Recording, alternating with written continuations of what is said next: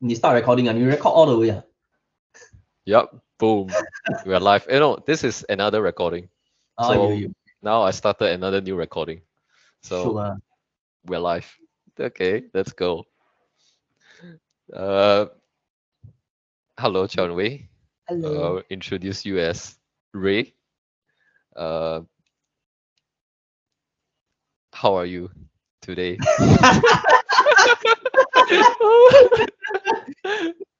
Hey bro, I think we start lah. No, no, no, no, no. Let's keep going. Keep going. You cut this part, I cannot go. No, keep going. Keep going. Okay. What was the Yeah. question again? Like, how am I? How are you doing this morning? This morning, it was great because yesterday I had a buffet. So with my friends, Oh, so university friend. So we had a buffet in town, and mm. it was like a Christmas gathering lah. Oh, with who? With my university friends. Mm. So we ate a lot, and I got home late lah. So Mm-hmm. usually I would just wake up quite early, but today I woke up pretty late. I'll say around 8 plus in the morning. I mean, it's still not very late, Mm. but as compared to my usual days, it's actually quite late already long. Mm. Mm. Okay, I see. Speaking of friendship and relationship, uh, we both of us we are friends for a very long time. And maybe for the people who are seeing this for the first time, maybe you want to introduce yourself. Okay, hi. So to the viewers, my name is Chan Wei, and yeah. So I've been friends with Jian Xiang, since secondary school. I guess it's more than a decade, right? More, Since definitely more. Yeah. yeah, definitely more than a decade. And yeah, I'm glad to be in his this podcast and show to really identify what kind of questions, and I'm really anticipated to know like what kind of questions he's about to ask, and I'm very Mm. excited to be part of this podcast as well. Mm. Mm. So, Chan Wei and I have been friends for quite some time, and he has a business as well. So that is a topic that we'll be talking more about later on. Mm. Uh, okay, let's start off. How did we meet? And what are your first impressions of me? Oh, how do we meet? That's a very interesting question because I have to dig out all the memories that is buried. Okay, so I guess we met during secondary three to be specific, Mm-hmm. right? Secondary three. Mm-hmm. So I guess Zhenxiang, I guess because we have a common trait, which is we are quite playful and mischievous. So this is what they say lah, the bird of the same feather flock together. So we were very mischievous, and we do a lot of pranks during secondary school. So this Mm-hmm. is where we started to connect with each other Mm-hmm. in sec three. Mm. So my first impression of Jian Xiang is that he's a very bubbly person. Okay. And he wasn't very serious lah, I mean, back then. I mean, who will be serious in secondary three? Mm-hmm. So we were just, living the fullest of our life, and just disturbing our classmates. And I guess we were just 80% playing and 20% studying lah. Mm. That's what I have to say. Yeah. That's actually a very good description. But I think we met even before Sec 3, but we didn't talk a lot. It's just like a hi bye kind of thing. Because Yeah, I think we were not in the same class. I think I correct. already knew you in Sec 1 a little bit. Maybe just saw you and then like a Correct, correct. hi bye kind of thing. I Sec mean, we know each 2, other's presence, but we didn't really chat or had a conversation that much mm, lah. Mm. yeah. Okay. So we got closer on Sec 3. Okay. And you mentioned that we are quite mischievous during class, just screwing around, not not Mm. not being very serious in class. Was was that the reason why we became close, or were there other reasons apart from being in the same class? Was that the reason? I guess because we were ultimately in the same clique, Mm-hmm. whereby there are people of the same personality. Okay, basically we were the considered as the outcast because we are people that doesn't really study that much, I would say, as compared to other years. So Mhm. ultimately, those who doesn't study that much, we will sit at the back, just Mhm. slacking around and loitering around. So people that are usually at the back, they will mix together, as compared to Mhm. people that generally want to study that's sat at the front. So Mhm. I guess this is where we actually got closer with one another as we found out that our jokes and the pranks that we pull up for same frequency. So yeah, I guess this is how we ultimately got closer lah. I would say, in that sense. Mm. Mm. Okay. Throughout our more than 10 years of our friendship, right? What are key moments or the most fondest memory that you have of us? Seriously, yeah, you want me to share this? Uh, maybe okay, things that you're comfortable sharing with. Maybe not that one. There's one, there's two, there's probably second places, right? Okay. Yep. I think I will still link back to the days in secondary school, lah. Mm, Okay, because those are the days where we are still, you know, still really young and we mm, dare to do some really crazy stuff. mm, So I remember vividly, there was this I guess it was around afternoon where we often have this assembly period. And you know where I'm getting into us. yeah, yeah. Okay, Okay, go on. okay. Okay, it was like during the assembly period. So the class was lining up on the on the on the class, and we are making our way to the hall. Mm-hmm.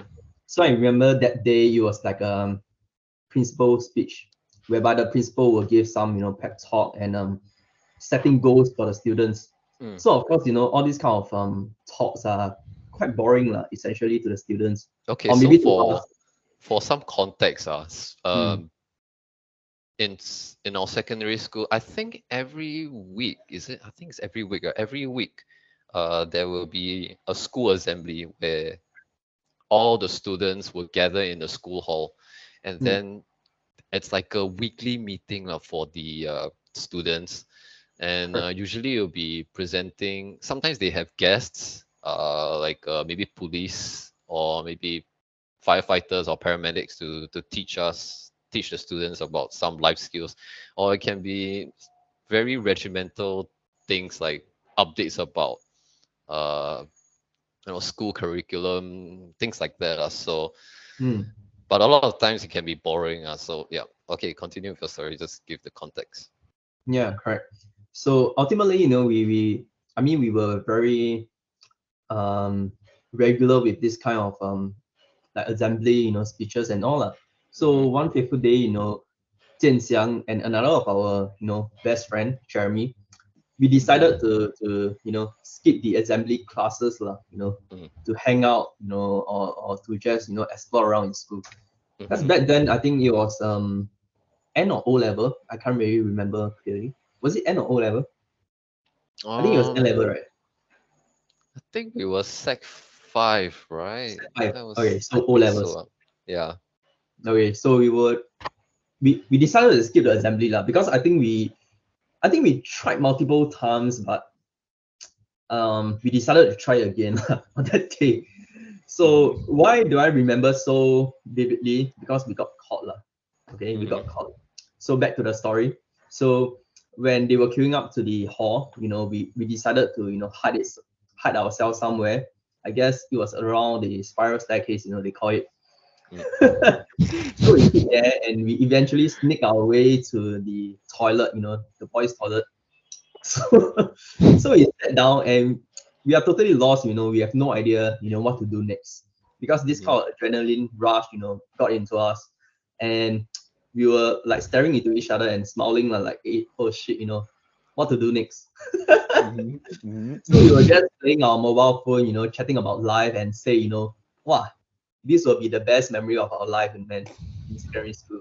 And indeed it is, 10 years later, it still remains like one of the best memory in secondary school. Mm-hmm. So the story gets interesting from here.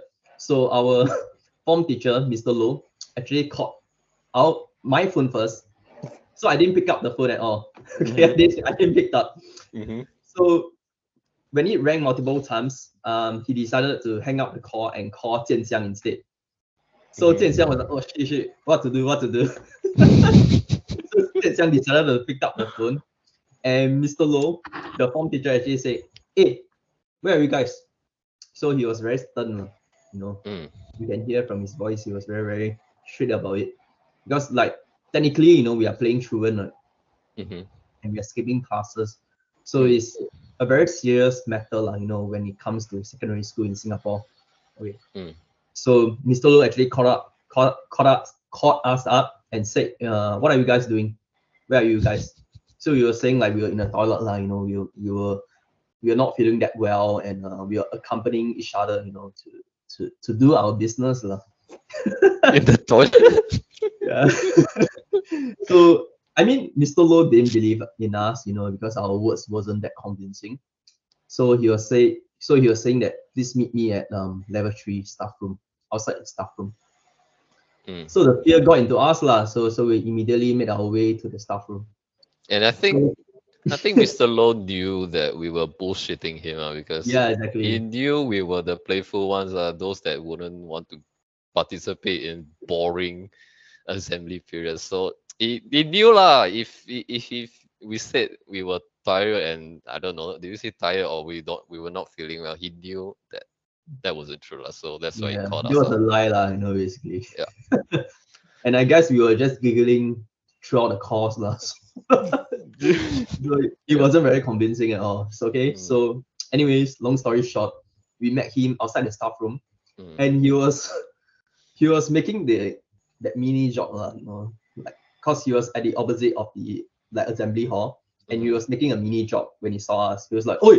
Then he ran to the staff room and wait, met he us. shouted. I don't remember him shouting. Yeah, he shouted a bit. He was like, "Hey, you guys!" Then after like we met you know, at the staff room outside there. So so he was saying like, what do you guys do there, and what should I do with you guys? What should you do? So I remember this clearly. I'm not really sure if you remember. But you know, in my mind, I was saying like to let this go of course.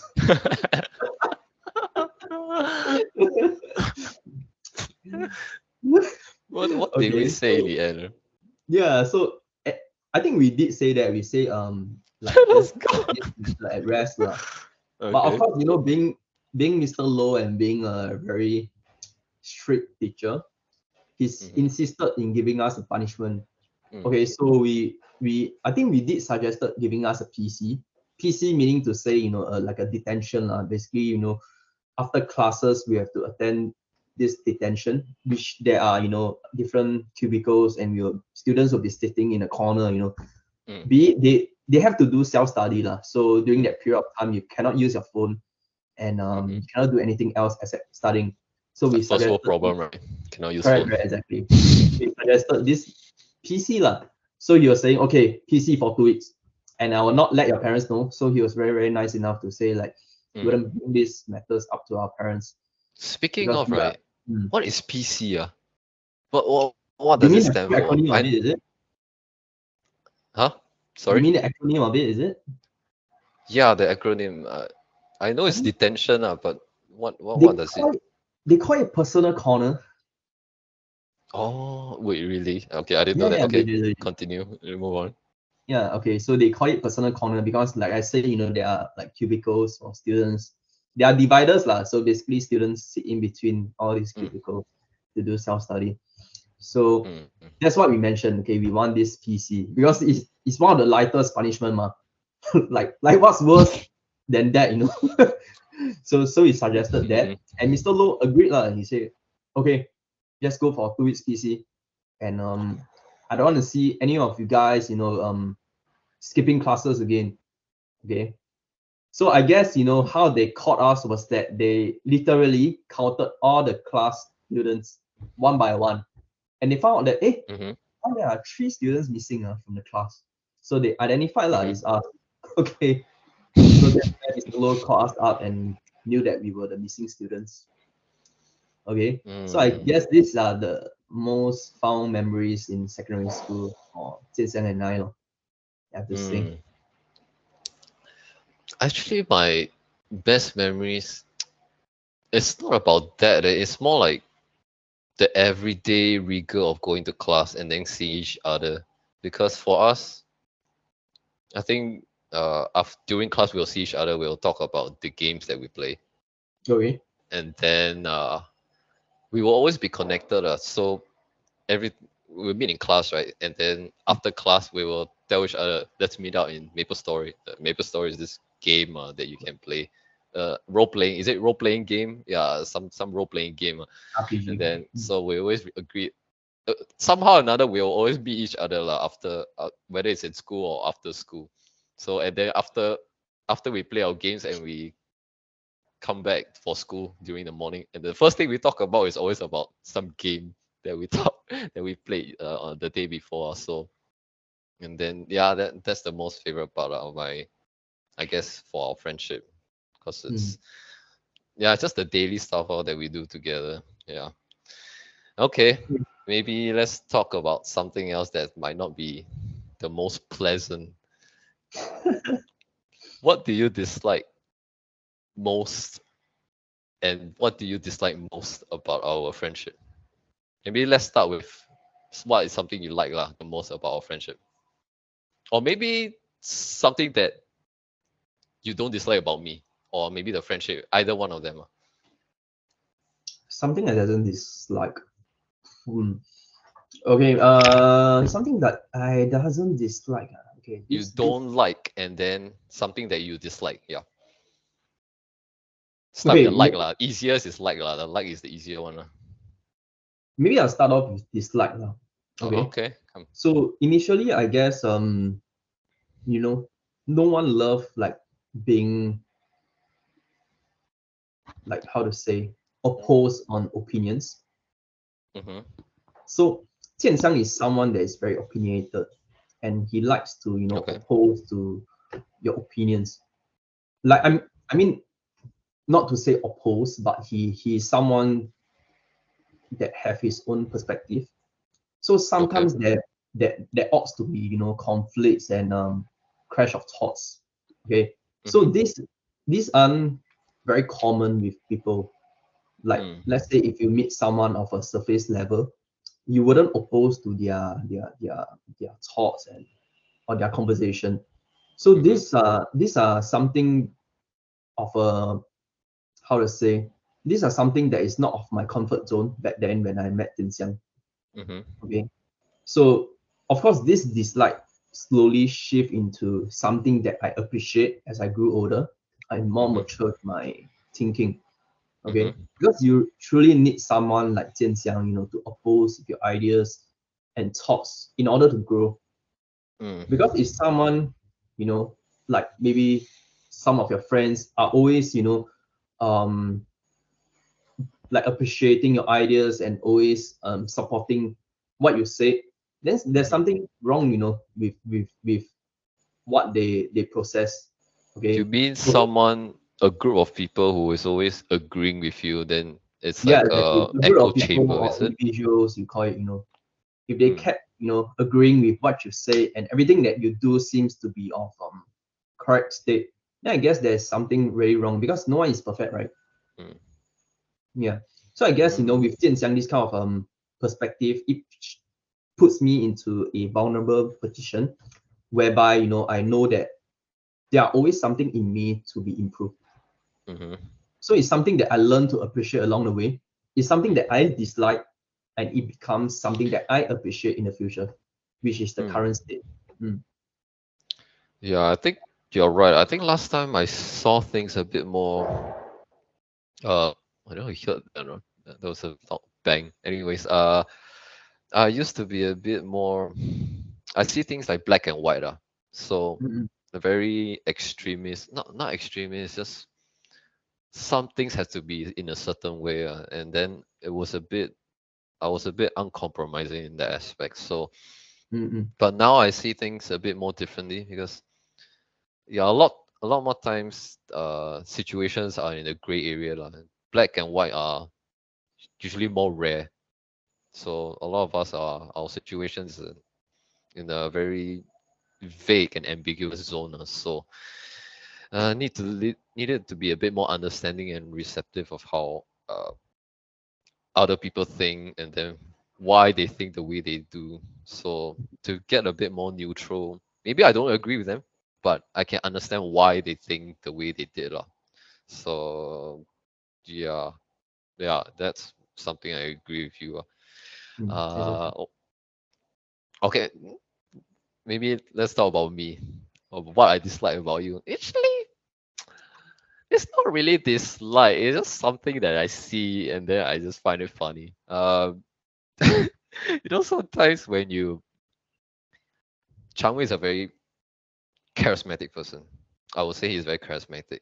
I think I don't know if you know this. I think maybe you know this. So there are times where you want certain things. So let's say you want me to go clubbing, and then I would say no. I don't really want to go. And they say, then you will try and convince me to go, and you try to say the pros and cons of going. Okay, let's maybe you itch me a little bit, just a notch. Okay, maybe you stay for 1 hour instead of staying the whole night. So you try and find the little cracks in me that will push me to say yes. But knowing you for so long, when I hear this kind of thing, I'll be no, you're not. It's not gonna work because I know you. You're not trying to. You're not getting in my head because I know what you're trying to do. So every time you try this method on someone else, I'll just laugh because I know what you're trying to do. Are you conscious or not? Do you know what you're doing? I think you kind of know. Yeah. I guess a new year. I mean, eventually, that 1 hour will stay into 8 hours ahead. So yeah, I mean, Okay, but yeah, it's not really something I dislike. It's just something I noticed, and then I don't know why you're trying it on me, lah. Because I can call you out immediately, so yeah. What I like most about you, uh, I think uh, what I like you the most is you can speak well. Even though uh, there are a lot of topics that people don't really think that much about us. So I really appreciate people who can try and open their minds and see things from another perspective, and then give their input on it. Because uh, yeah, I think Singaporeans nowadays, but it's not they are a bit rigid for me, like in my opinion. And then when trying to have conversations a bit rigid in terms of ideology, it can be a bit difficult to talk to lah, because even though I can understand, there when someone is not they're not receptive to thoughts, then it turns me off lah. It's just I can't really talk to this person lah. So yeah, that's what I like most about you. okay, that's an interesting point. I Yeah, think really let's across. move on to the next topic. Apart from the things that we like or maybe dislike also about each other, and the conditions that led us to having this long-term friendship, what do Mm, you think are the conditions and even ingredients that are needed to form a lifelong friendship? mm. Okay, that's a very interesting question. Okay, I guess like in order to have a sorry, in order to have a sustainable friendship, I guess one have to make the continuous effort, to in meeting up in the first place. This Okay. is definitely a must.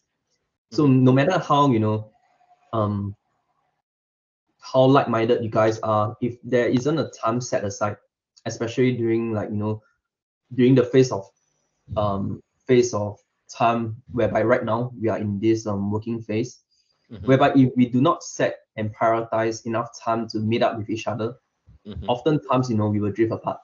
Mm-hmm. So I guess this Okay. is the number one criteria, okay, to be setting aside priorities in meeting up with a friend. Okay, no matter how like-minded you guys are, and no matter you know how well established the friendship might be, if there is a lack of communication in some point of time, this friendship will bound to break. Yeah, Mm-hmm. this is my number one concern. So I guess is the quality of time spent with friends. Mm-hmm. Okay. So you mean there are why some friendships don't last as long? It's one of it is because people don't the friends don't take initiative to ask to ask each other out for outings. I think, okay, maybe let me rephrase it. Like, I Okay. guess maybe in this right now we are so advanced, we can simply text each other, WhatsApp, or be it like a video conference, like right now what we are doing. Mm-hmm. So there are times whereby this kind of little action might really speaks a lot. But often at times, people would give excuses saying, they are too busy with work. But are you really busy? So if you ask yourself that question and thinking back, every night maybe,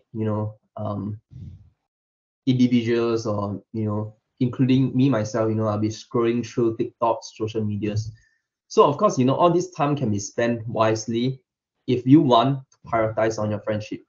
So if someone says they have no time in initiating a talk, a conversation, or a meetup, I guess 90% of time they're either lying or they are dead ass very, very busy with their life.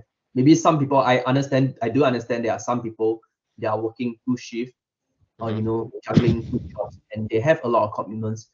Mm. But I guess most of us, or maybe the people that we knew, are fortunate enough and have the luxury of time, to prioritize their time wisely, lah. Can spend time with friends and setting aside time. So I think it boils down to time management and the quality of time that they want to have. Mm. Yep. Okay, I see. So the effort to at least provide some of your time to ask your friend now, and then making sure you put some allocate some time so that you can Correct. go out with your friends. So if the person is really your friend, you would make time for it. When Mm, you say you're busy, you will follow up with how about next Monday, or certain you give an option to show that exactly. you really want to meet up. Okay, okay. So that's one. Do you think friendships who are formed that are formed when they are in their early childhoods, like teenagers or even childhood, would that be necessary to form a lifelong friendship? Because I don't know who, I think it was one of the teachers that we had. She Hmm. mentioned that usually lifelong friends are formed during our adolescence, which is secondary school or primary school, when we're a lot more younger. Lah. So, do you think that plays a huge part in why our friendship is able to last this long? Yeah, I think certainly I have to agree with this statement being made. Okay, because I guess most of my circle of my friends that are relatively close are from my childhood days, like in the secondary school. Okay, because I guess like if I think about it now, because in secondary school or when we were younger, the criteria for friends are lesser, or maybe close to zero. Because in secondary school you don't expect your friends to be of a certain qualification, or to help you in certain ways. Mm-hmm. Your intrinsic purpose of making friends is to just have fun. So you have a Mm, mind of innocence lah, basically. okay. So you genuinely just want a friend, a good friend, to participate on playing games, on a game of basketball, catching, or you call it. Mm-hmm. So it's through a place of true genuine happiness, and to forge this friendship. And from there, you guys actually build the basis and watch each other grow. As compared to having a friend when you are in a later stage of life. There are certainly more criteria to it because your mind are more developed and matured. Okay. So you look into qualities and how can this specific friend help you in certain ways. So there are more requirements, I would say, that you look into. Okay. Mm. So you mean when we are younger, the intentions are more innocent and more straightforward because there's no ulterior motive because we're still Exactly. young. We are not weighed down by the responsibilities of adulthood, and then yeah, basically just have fun. And then when we're a lot older, we are more selective in the people that we choose to communicate with, and we hope that the friends that we make, we have a benefit. It's like a transactional thing instead of just purely wanting to have a good friendship with one another. So okay, I can see how that applies and the reasons why some friendships don't really last. Okay. Mm. Uh, okay. Then what about the other way? So let's say I make friends with you when we were in secondary school, and then and the other people as well, other secondary school people, they make friends with other secondary school friends. There are definitely some, quite a lot, actually quite a lot that fail. As they grow older, they drift apart. They don't talk as much anymore. Apart from you mentioned the initiative to make time for your friends, Mm. do you think there are other aspects of it? Maybe they just see things differently after they grow up. Yeah, I mean, as we mentioned earlier on, as we grew older, we tends to have more, weight on the shoulders and having lesser time, to spend with friends. So we tends to be very selective with who we spend time with. Mm-hmm. Okay. So let's say if you aren't very close to begin with, you wouldn't want to prioritize your time to someone that isn't close and isn't relatable, I would say, to Mm-hmm. begin with. So there'll be a simply waste of time. Mm. Okay. You'll rather just scroll through social medias and that there isn't they don't want this commitment. Okay. Because having friendship or relationship, it takes a bulk of your time. Mm. Okay. Okay. So that's the hard truth. You have to set aside time. Okay. But time is something that people nowadays in our generation doesn't want to commit to. This is Mm. why there's a term called situationship everywhere in the social media, if you look up into it. So people Wait. What situationship is it? situationship, okay. So, So there are what relationship. is that? Can you explain? So situationship is a term whereby two couples date for a very long time doing girl and boyfriend things, but Okay. they doesn't want to commit time into the relationship. Okay. For example, so how would a couple? Is it a couple in situationship Right. would So look they like? do not want the boyfriend or girlfriend duty, in that sense. Oh. Okay. Yeah. You get it right. They do not want a commitment. Okay. So all this actually comes about, I guess, because of the presence of social media or the lack of time that we had, in the present day. Hmm.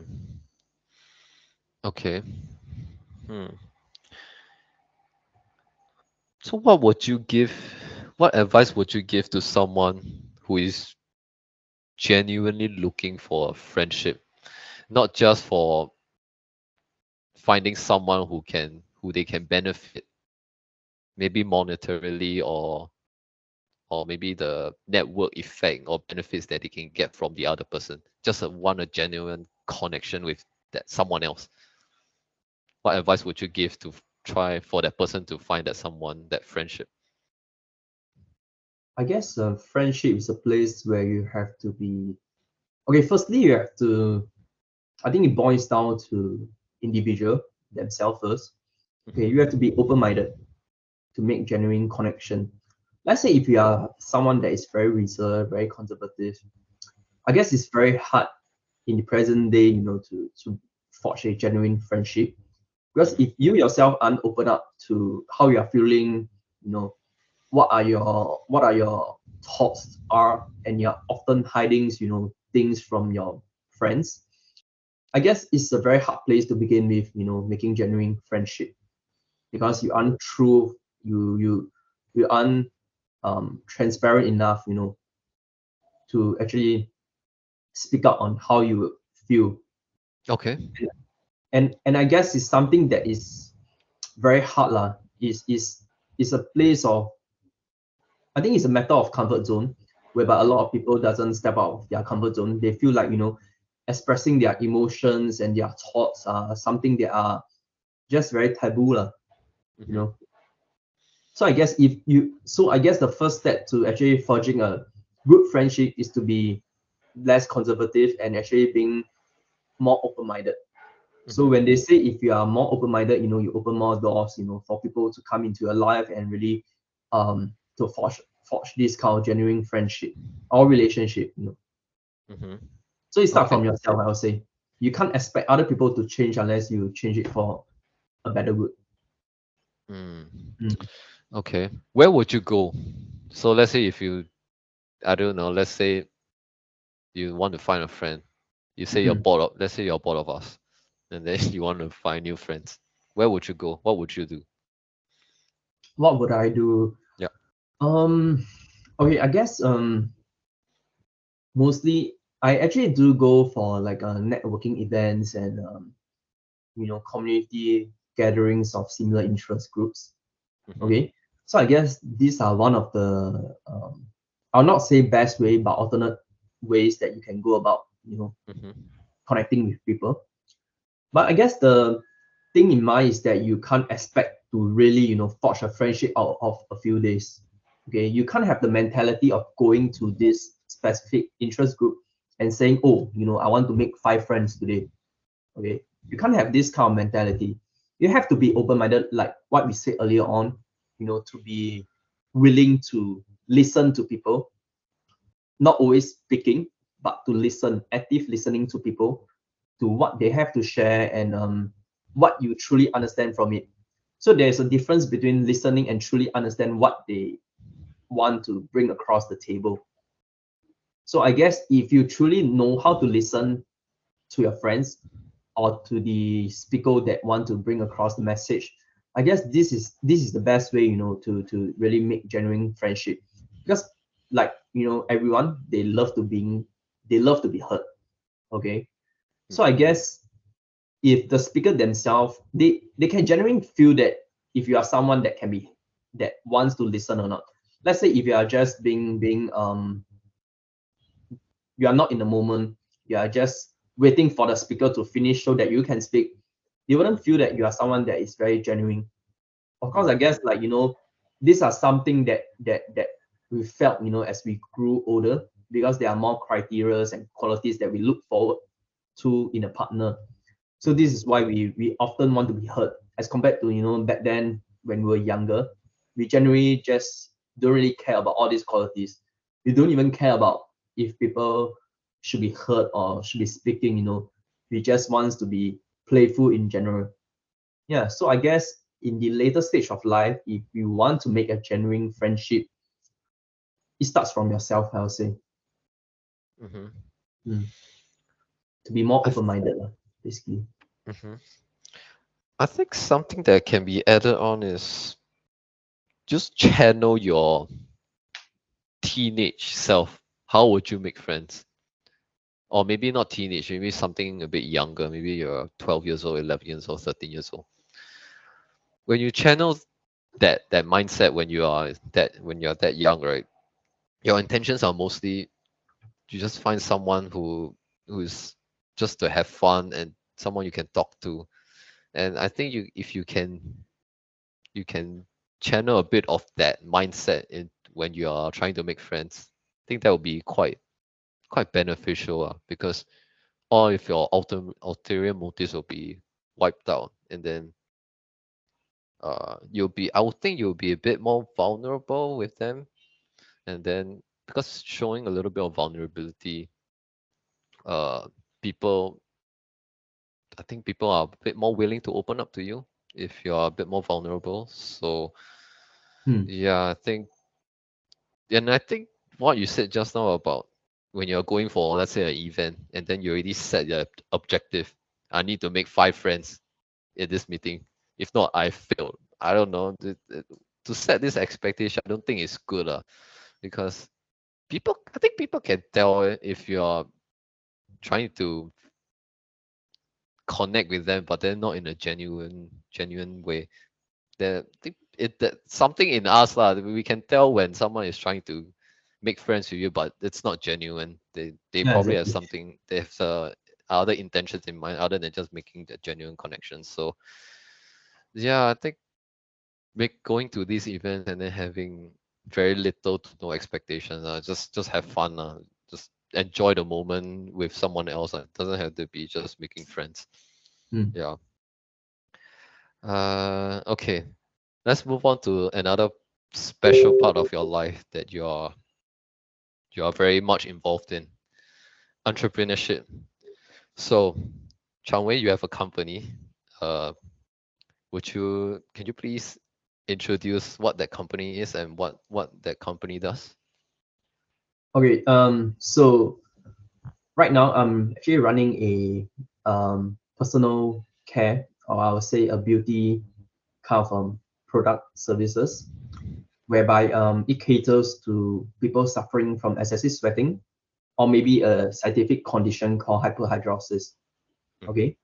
So these devices actually treats people with excessive sweating of palms and feet. Okay. And my company name is Raynatics. Okay. So I've been doing this business I would say nearly 3 years already. Yeah. And through research and development, the company actually came out with a product that helps with this issue. So I've been graduate I've graduated actually nearly a month now, and I'm full time into this business, and I'm excited, what the future will hold, and yeah. Okay. So take us back before the conception of wanting to start this business. When Hmm. maybe let's say you first had this you had this condition as well, right? That's which is Yeah, why you right. started this business. So help us understand what was it like when you had this is it sweaty palms, your palms were sweaty, Mm-mm. and yeah, how did you first found out about this? Okay, I guess I have been living with this condition throughout my teenage life, Hmm. and it's been quite a miserable um process, I would say. Okay, Hmm. because I can remember vividly, there's this poly graduation, Hmm. when everyone was being very happy, they were shaking hands, as the ceremony ends. Okay, Hmm. so we were bidding farewell to one another. So I was Hmm. one of the guy that actually, shine off from this shaking of hands, because of my condition. Hmm. So I guess, that just one fateful day, I had enough. So I went to Google, right after the graduation and searched, how to treat sweaty palms. Okay. Hmm. And back then, I wasn't the I wasn't from a high income family, and I would want an alternative solution that is firstly cheap, affordable, and can be done at home. Okay, because if there's a frequent clinical visit, that means a high cost. Hmm. So I doesn't want this kind of solution. So I went to search how to treat sweaty palms at home. At home is a keyword. Hmm. Okay. So I found this specific treatment device that is able to be done at home, but it's as of a very high cost. It's a one-time cost, but it's a very, very expensive device. How So much was it? I guess it was hovering around um nearly $500 USD. Okay. Okay. Okay. So it was very, very expensive. So back then I was just a poly graduate with no income at all. Yeah. So I was still getting, allowance lah from my parents. So it isn't wise, for me to purchase this machine. Okay. So you mentioned there were other products. Right. You search sweaty palms treatment, but not at home. So if you just type sweaty palms treatment, what were the treatments given, and was Okay, it so also very expensive? in the market there are several treatments. There are like a Botox treatments, surgery is one of them. Mhm. So these Wait, are very, very high cost. Botox, is it Mm, Botox? Botox, Okay. correct. So Botox Why injection. Botox? So Botox Yeah. is like basically like a treatments itself, which is like a maintenance treatments whereby you inject through your palms. So like the dermatologists will actually mark out like where are the sweat glands is, and they will inject all this Botox into it.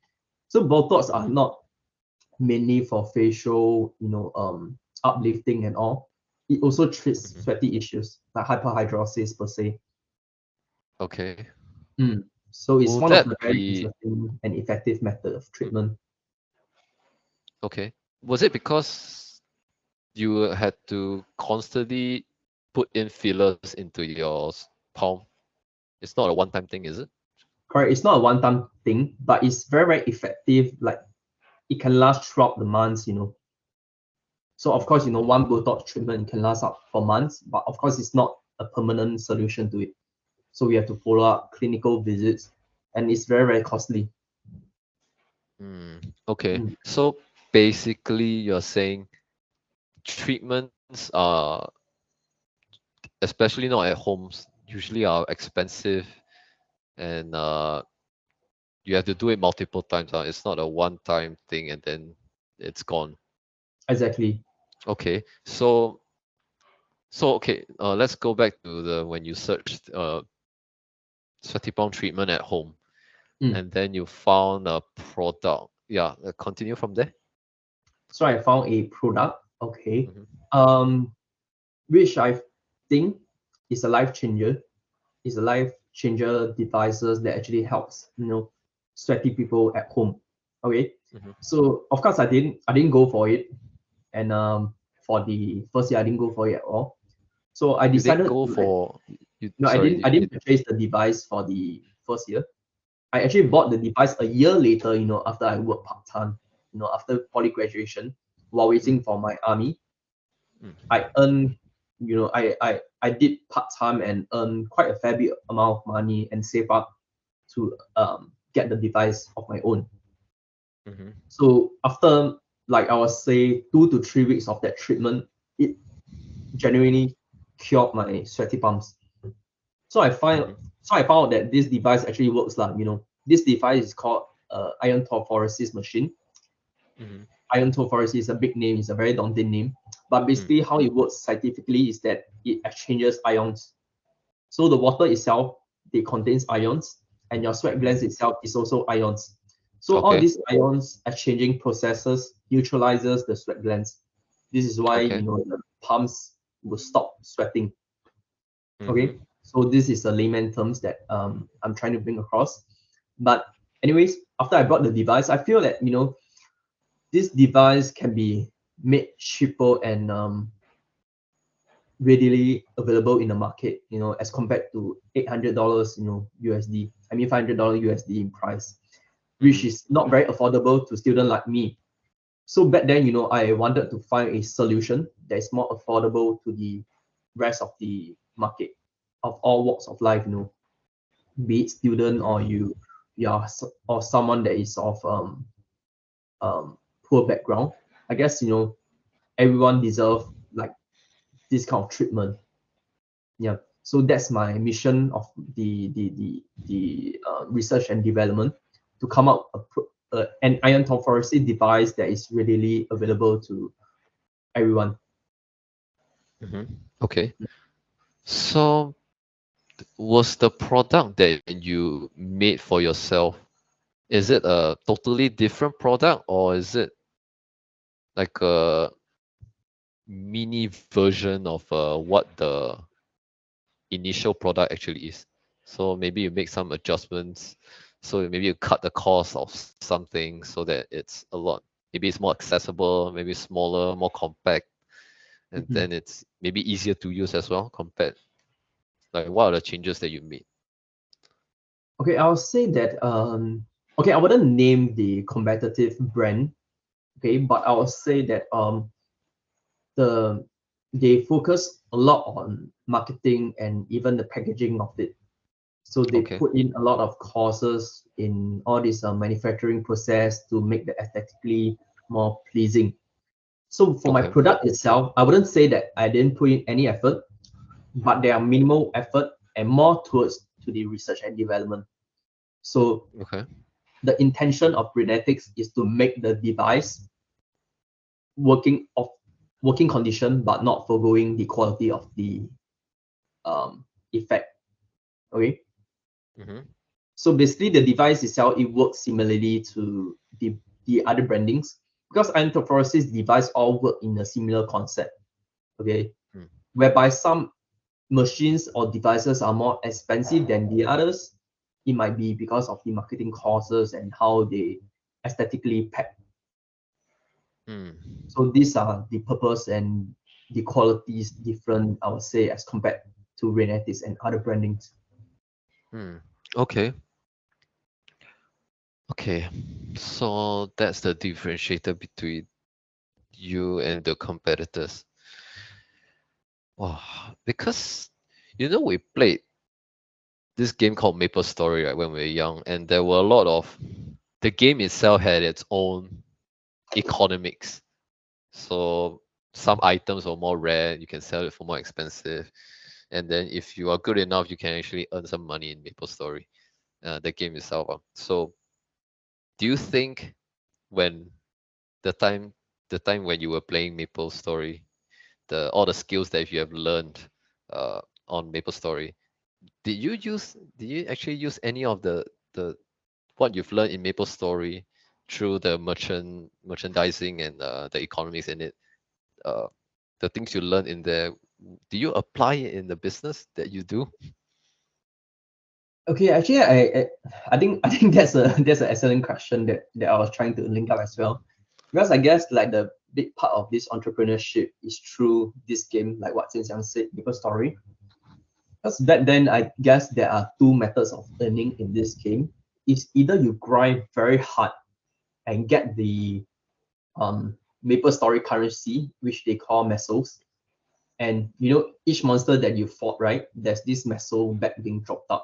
So this is one way of earning money, or the other way is through buy and sell of equipments. Okay, so this is the fastest way of earning profit. So of course, back then when I just started out, I stick with the first method of earning mesos, which is through fighting monsters and drop a few thousands mesos.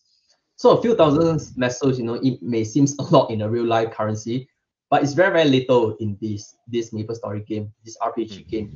So I decided to try the second method, which is to earn money through buy and sell. Mm-hmm.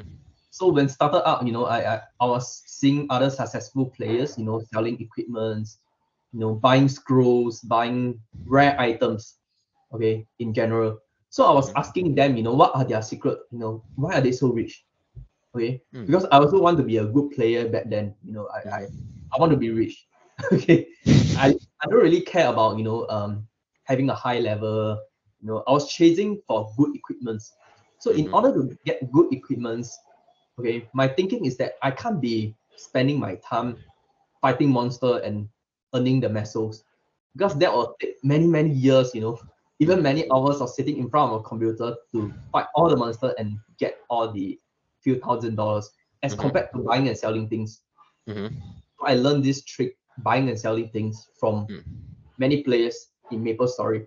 So it's not just one or two players you gain the experience, but it's through many people that you make along the way, many friendships. Some people are willing to teach you the secrets, not really secrets, but it takes time and experience in learning on how to trade, buying equipment, selling equipment, because you have to go to the market to understand, what are the prices of certain equipments, and you really have to put in the due diligence to do your market research. Mm-hmm. So likewise, it applies to the real life scenario of businesses. You have to know what you are selling. If you price it in a very I'll say a very differently, like as in if you price a product very differently as compared to the market, no one will buy your product.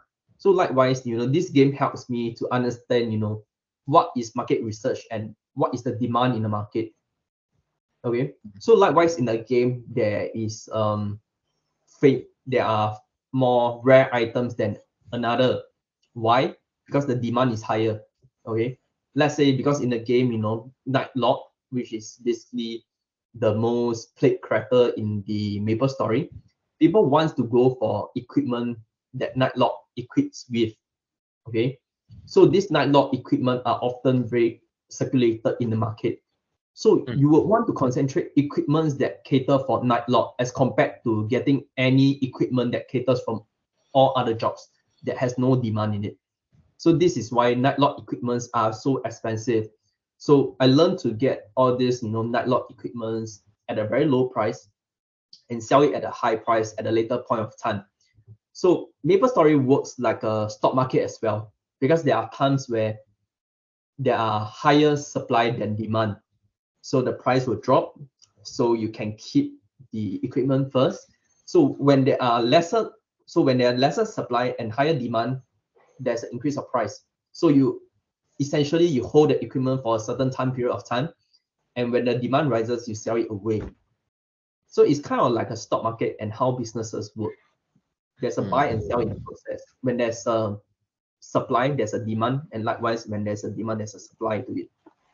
So this is my biggest takeaway in Maplestory and how it kickstart my entrepreneurship. Because, of course, the eccentric purpose is not to always earn money, from businesses.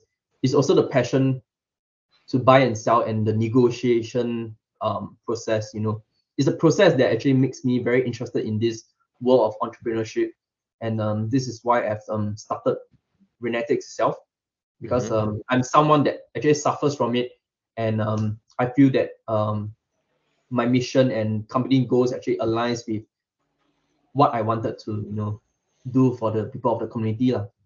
Correct. Okay. Maybe now you can tell your mother that playing games wasn't a waste of time, because I you mean, got certainly he it. doesn't so there's a lot of factors to it, but of course, don't be too addicted to it lah. Okay. Um, okay, when you first used the treatment itself, and then you saw a business opportunity, you can lower down the cost and then you can scale it while not compromising on the quality of the treatment. How did you even go about? It's like for me, if you tell me that, okay, even if I know I have a product, I want to make it cheaper, I can make it cheaper, but how do I even start? What was what were the first few steps that you took, or the first few questions that you asked yourself before you started this whole thing? Okay, I guess I was lucky because I come from an engineering course. Mm-hmm. So a lot of this product innovations and how the electronics works is actually linked with the principle of physics, and it came naturally to me on like how certain design can be simplified and can be actually more affordable in certain areas. So of course, all this knowledge isn't enough. So I have to link up with the supplier. And luckily, my brother happens to be a marketer. So he knows quite a few manufacturer in certain countries. So I actually, caught up with my brother and asked him, what are some of the manufacturing that I can link up to check the prices, and what are some of the manufacturing that can be done, to have met within my budget and my I would say requirements of the products. So I Okay. actually linked up with one, and we came to an agreement to what I want the product design to be, and how this quality wouldn't be compromised, and most importantly, it have to work. Okay, so this is one of the agreement that I made with my manufacturer. And so after many, many months and almost a year of research and development, I was very happy that this product actually came to life, and I launched this product 3 years ago. Yeah. Okay. So talk to me about so the ideas and the conceptualization of your the product with the manufacturer. How, how long did it take? One year, is it? Or Yeah, correct. 1 year. 1 year? Okay, 1 year. How was it like? I mean, is it like, let's say you give a blueprint to them. Okay, I'll give it to you, to the supplier or the manufacturer, and then they Mm, send you a prototype, and then you test it for yourself. Is it? And then back and forth until it's like perfect. Does it correct. work like So that? I guess the initial phase is that I have to draft out something. I have Mhm. to draft out the design and conceptualize, how the circuitry will be like. Okay, because my device have a controller box itself. So this controller board itself, there's circuitry into it. Mm. So you have to, give very specific drawings to the manufacturer itself on how can this be done. Of course, the draft wouldn't be the final production, so they will give advices to you on how it can be improved. Because ultimately, they are the specialized, they are the I mean the expertise in this production. So Mhm. they will say, your circuitry can be improved in this way and stuff like that. So of course there are a lot of conferencing and amendments done from my draft itself to the final product. So yeah, I guess market research is also something, because what I learned from the competitors' products, the same working principle is also done in Raynatics. Okay, it's not copy and paste. Okay, because that will be a fraud. I mean a fraud. So what I do is to improvise the similar concept, but to make it more affordable while not foregoing the quality. So Mm. that's something I would say to really pump in the investment, the capitals in the research and development. Mm. Okay, so I don't think they charge free just because it's a prototype. How Mm. was it like negotiating with the fees and the cost when you were perfect perfecting the product? Because it took 1 year, right? I don't think they'll do it for free, right? Mm-mm.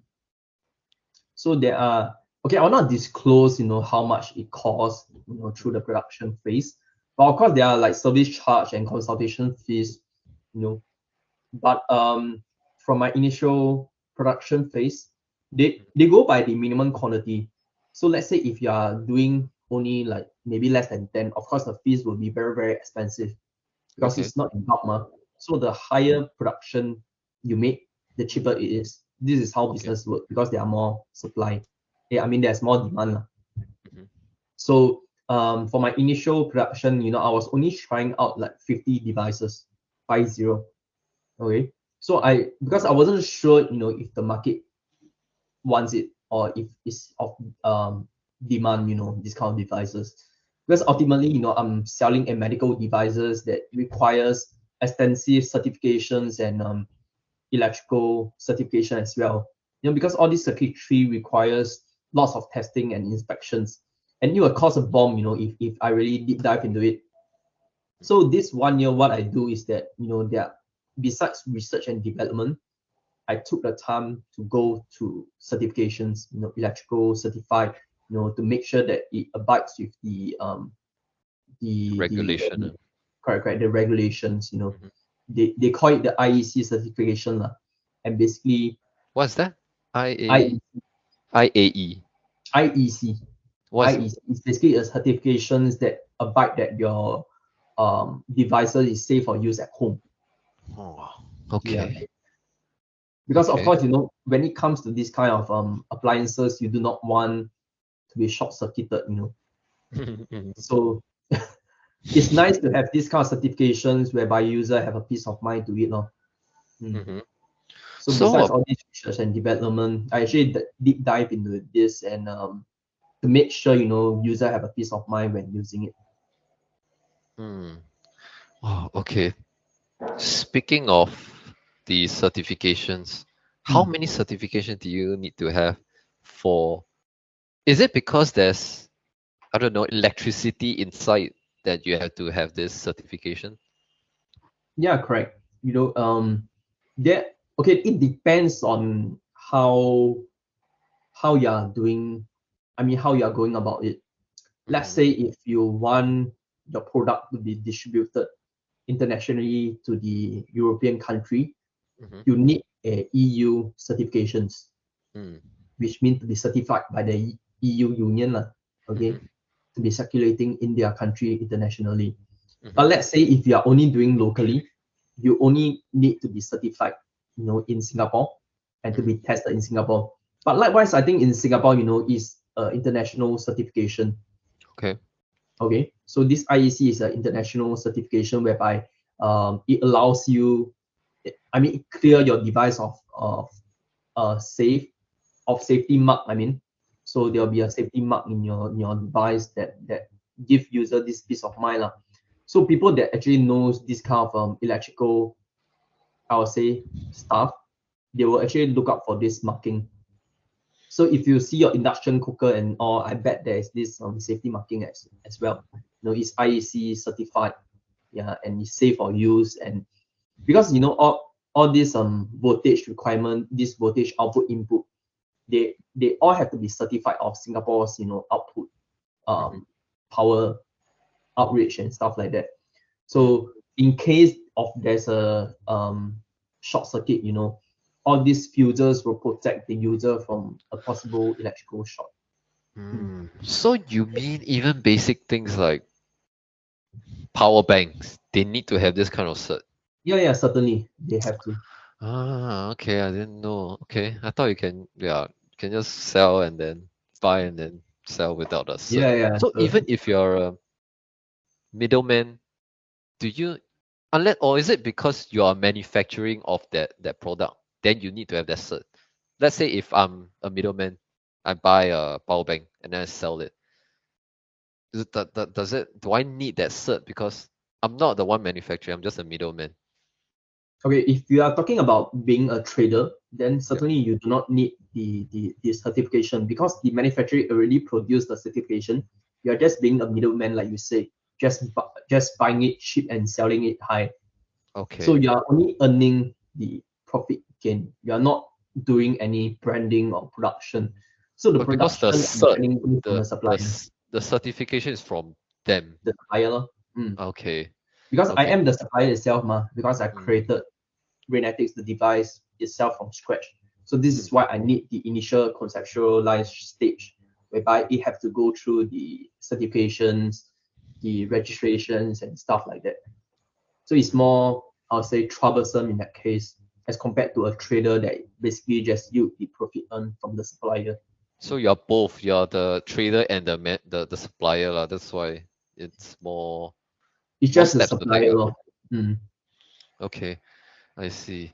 Mm, let's talk about the struggles that you faced when you were doing your business. Okay. What were the most, not just challenging, yeah, challenging, and then, but then some of the aspects that you see that you don't think is that important, but then it's actually very important. So, for example, certificate is one of them. Like for me, Mm. I don't even know you need a certificate to, I don't know, to manufacture and sell the power bank. Are there any things that you thought that would be easy and then you realize actually you need, this is a lot of work? Yeah, I mean, certainly. Okay, because back then when I start selling this product, okay, I registered a company in Singapore. Okay, so of course registering is an easy part. The Mm, hard part comes when I have to do my profit and loss, balance sheet and stuff like that. Because it's really a whole new world to me. This mm, taxing, on how to do my expenditure for my business and how to how to go about legally to file my taxes. mm. So all of these aren't taught in school, I would say. Okay, maybe it taught in accounting, but to apply this accounting principle in a real life scenario is something that is a steep learning curve for me. Okay. Mm. because I do not have friends or maybe close family members that are doing it. So I have to do a lot of self research and seeing how to go about doing it. Of course, it gets smoother as the months goes by, as I found multiple taxes. So I would say that this is one of the hindrance, besides the production of my device. Okay, the taxation part is one of the big bottleneck, I would say, in Mm. my business. I would think it's unexpected because maybe you're just doing your business, just mind your own thing, and Mm-mm. then suddenly you have to do. But were there any moments where maybe the tax agency come and knock on your door and say you need to pay your taxes? Was it like that, or is it? Well, how when do you realize you need to follow? You make a tax invoice or income statement to the agency. Okay, firstly, when you registered with your business, all the business will have a UEN, a unique identification numbers to it. Mm, Okay, so all these numbers will be tagged along to IRAS. mm, Okay, so IRAS every accounting period, before the accounting period, they will send you a text message saying, please remember to file your tax before this stipulated date. If not, you'll get fined. Okay, mm, so something along the line. So it's very clear as cut, you have to file during this accounting period. So accounting period is usually before April. So by March end, you have to finish everything and submit by April. mm, Okay. So after April, the auditing people or auditing firm will actually audit your report. Okay. mm, But of course, the first year of the establishment of Raynatics, my business, is not required to file any tax, okay, because it's just the first year of operating business. mm, But for second year onwards, I have to pay attention with my tax. mhm, So this is where it comes tricky. I have to see mm, all the expenses. I have to record down whatever I spend on and mm. whatever that I use to use the expenditure to buy on and the total net profit that I earn. So all of these I have to pay attention and archive in a folder. So the best practice is of 5 years practice, 5 to 10 years. So imagine you have to keep all these record in the archive folder. For 5 years to 10 years, is it? You said. So the auditing team will actually look out for any possible maybe Mistakes, yeah. mistakes that you have made. So it's good to have all this archive, in order to protect yourself legally and from your business. Hmm. So it's Okay. something very new to me. I wouldn't expect myself, to be doing all this. So it was quite it was quite unexpected to me, because back then I was just thinking, just buy and sell, what's so hard? Yeah. Speaking of that, would it would it be possible if you didn't start? Let's say you did what you did, but then you didn't register your company with is it Acras? IRAS. Oh yeah, Acras. Accra. What's Acras again? Association is it or something? Yeah, Accra is like a basically, every business in Singapore, when they register their business, they have to go through this Mm. Accra. It's a business Okay, so registration platform. okay, would it be possible if you didn't register your business while you still did what you did? Or not? Is it possible? I would say it's not legal. What? because Why? You tell me, I'm dumb, so I'm not sure of all this. okay, because you are constantly earning money profit, but you are not reporting your profit. So Okay, that's let's not say legal. can you report as your own, I don't know, selling? Because isn't it the same as, I don't know if it's the same, like Carousel, let's say you buy a lot of cheap stuff, then you sell it to the point you earn $100,000 per month. I don't know if it's possible, but okay, maybe 10,000 per month, a lot more easier. 10,000 Okay, per you have month. to identify, how is this income source consistent or not. Let's say if it's okay, so for example, if your carousel business lasts more than 3 months, so for a year, consistently you are earning 100K per month by buying and Mhm. selling. Okay, you have to file this. Okay, I have to file, but do I need to register a business entity No, you can record as a self-employed under personal income tax. So it's Okay. not, yeah, so it's not necessary to open up a business and to call it a branding or a company name. So you have to report as a source of income as a self-employed to file this tax lah. Because you are earning a consistent income and you have income every month. So let's say if you have big amount of income coming every month to your bank, then of course the bank will suspect something is up lah. Like why your record you don't have any job but you are earning like this consistent stream of income is coming into your bank. Of course they'll suspect something, and of course at the end of the day, you are the one that will be suffering lah. Because you will be questioned. Mm. Mm. So take me through the idea then. So you said it would be illegal if you didn't register as a company. Why is that? You said because carousel you can do it without registering as a company. Just that you Mhm. have to declare it as your income, your tax income statement. So why can't you do it without and not register as a business? Okay, because my business is based on a branding name, Raynatics. So Okay. it's a company entity itself already. Hmm. Okay. Unless, yeah, so and also because I guess when I have this business structure, things are more easier because you are reporting sales under a company name. It's Mhm. more reputable, okay? Because of course if you are selling a product with a branding itself without a company, then that's illegal already. Oh, is it? I didn't know. Mm. Okay. Mm. Let's say if you come up with a product JX, okay, for Mm-hmm. example JX, and you let's say if you're selling a portable bank, you name it JX and you distribute it throughout Singapore, and it Mm. becomes a very popular brand, but you do not have a company name. Okay, you just create out of thin air, JX. Mm-hmm. And if someone wants to, copy your name and legalize it into their own company and they call it JX, so they registered before you and they trademark it, so it will become your loss. Lor. Oh, you mean okay, it's the Mm. name they can sell. Yes.